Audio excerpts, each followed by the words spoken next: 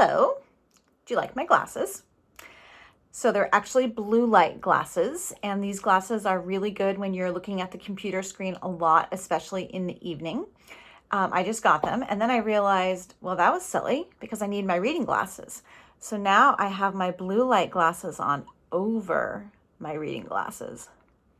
Isn't that cool? Anyway, I'm not going to wear them right now, but I just wanted to show them to you. And it's something that you might consider getting. All right, so I will put those away and we will start our reading. Okay, we are starting chapter 13, which is a bushel of neckties. And can't believe this is read aloud number 20 for this book. Oh my gosh. All right. Sometime during the night, Cut-Eye Higgins left Hangtown for parts unknown. In the days that followed, Praiseworthy's name and reputation spread through the diggings. He was pointed out to new immigrants as someone of consequence, and Jack basked in the glory. The truth of the matter was that Praiseworthy himself began to enjoy his notoriety. And notoriety just means like everyone knows you, so kind of like being famous. And like chameleons, the two partners changed their colors to those of the Sierra Nevadas. They wore red miner shirts and jackboots and wide-brim hats against the summer sun. After a week in the diggings, there was little of the butler left to be seen in Praiseworthy, unless it was the straightness of his back and the quiet reserve of his glance.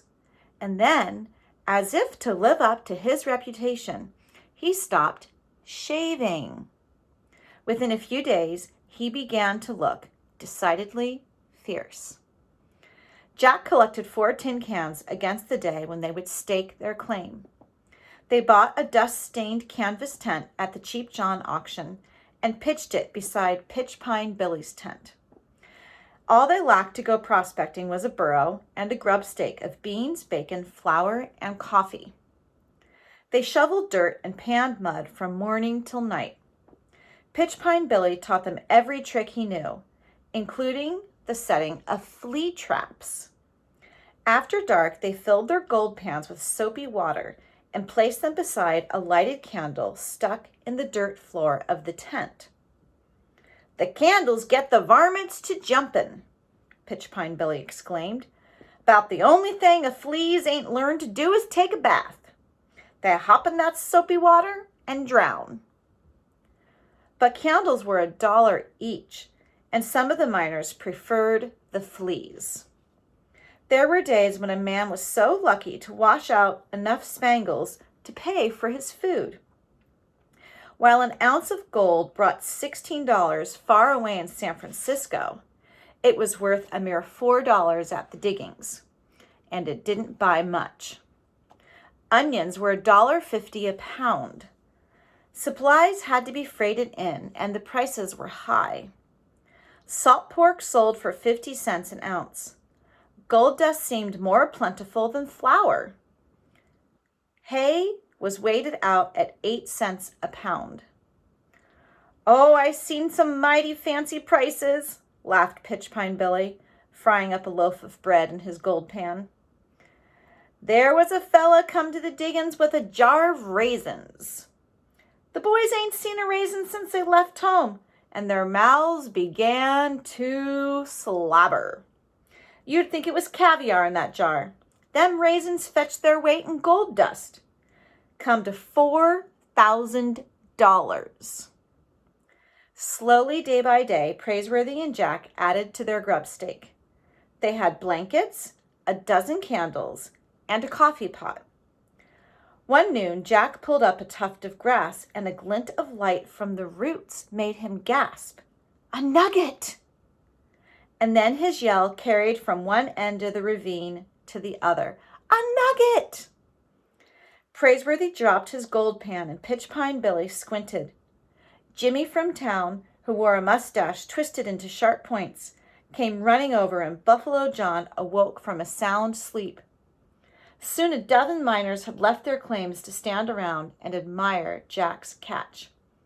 The lump of gold was the size of an acorn.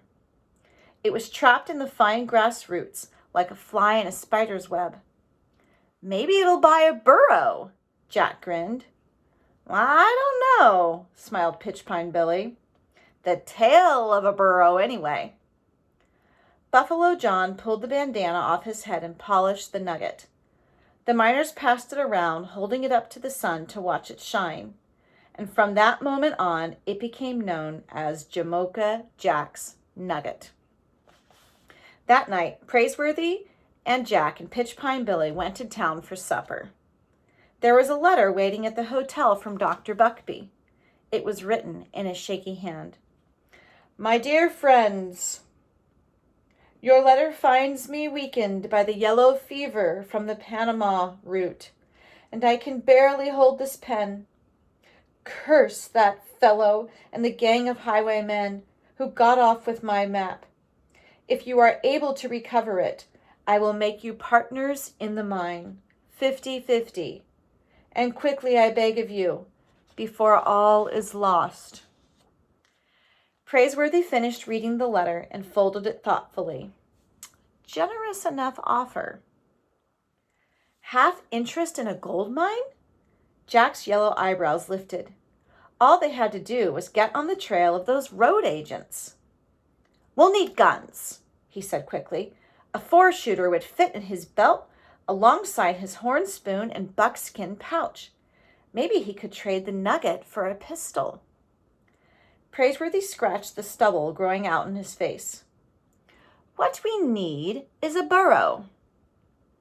A burrow to chase outlaws? Said Jack. Praiseworthy put the letter in his shirt pocket. He shook his head. We've no time for such speculations. First, those vultures no doubt ripped open Cut-Eye Higgins' coat and discovered the map. Second, they may have already located the mine by now.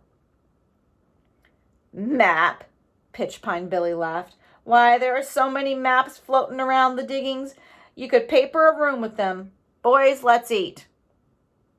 They ordered Hangtown fries, platters of bacon, canned oysters, and eggs.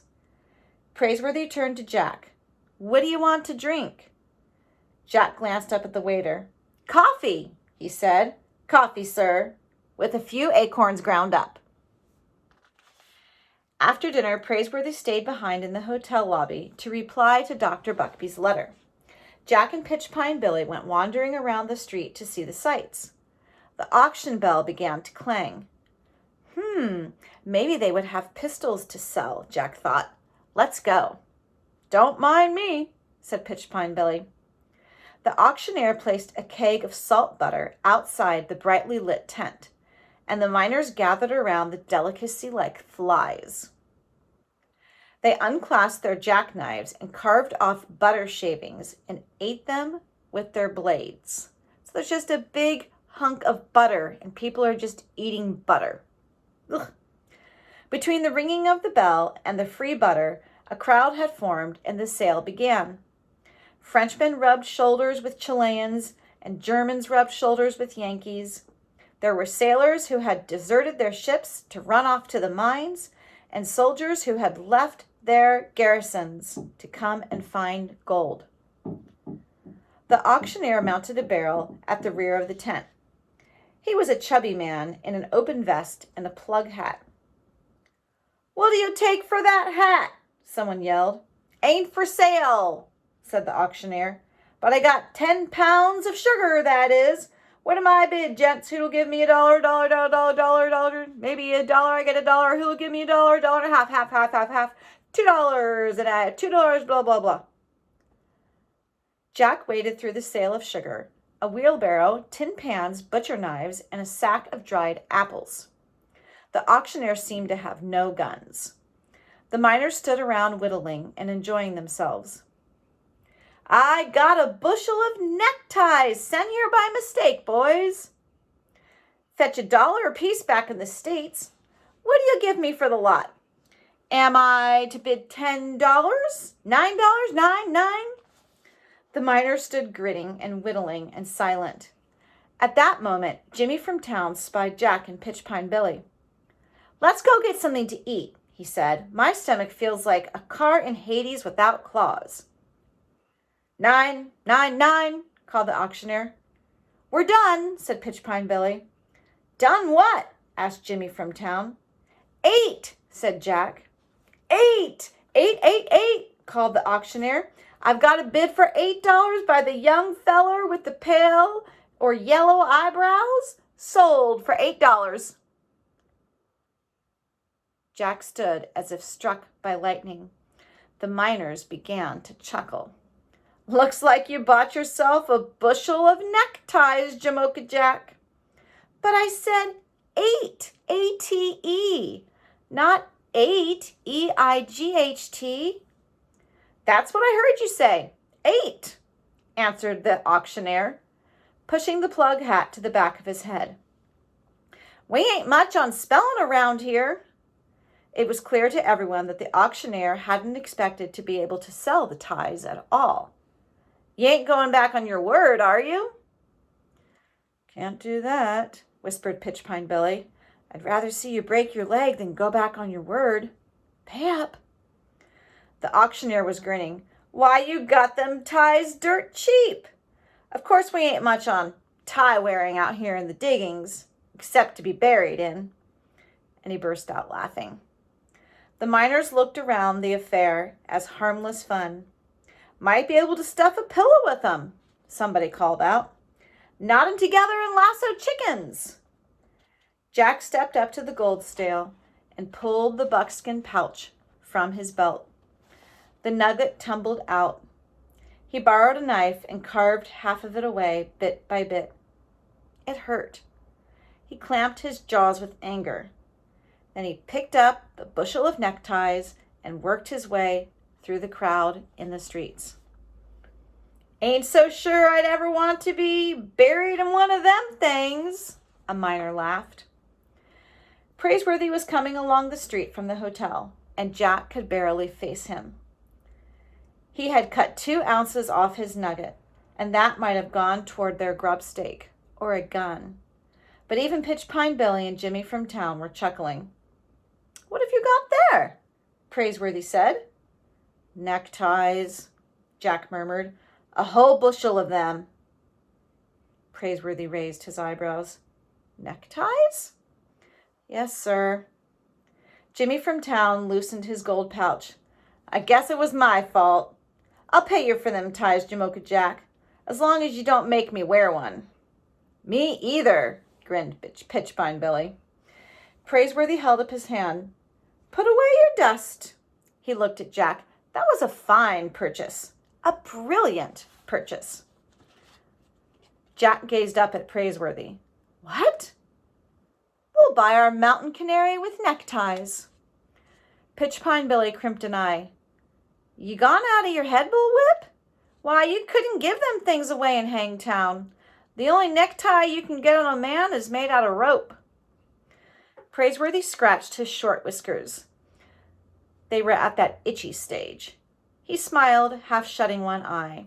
Unless I miss my guess, every man in the diggings will come begging for a necktie in a day or 2. They'll fight us to get one. He picked up the bushel basket and swung it to his shoulder. Come along, partner. And we're going to stop there.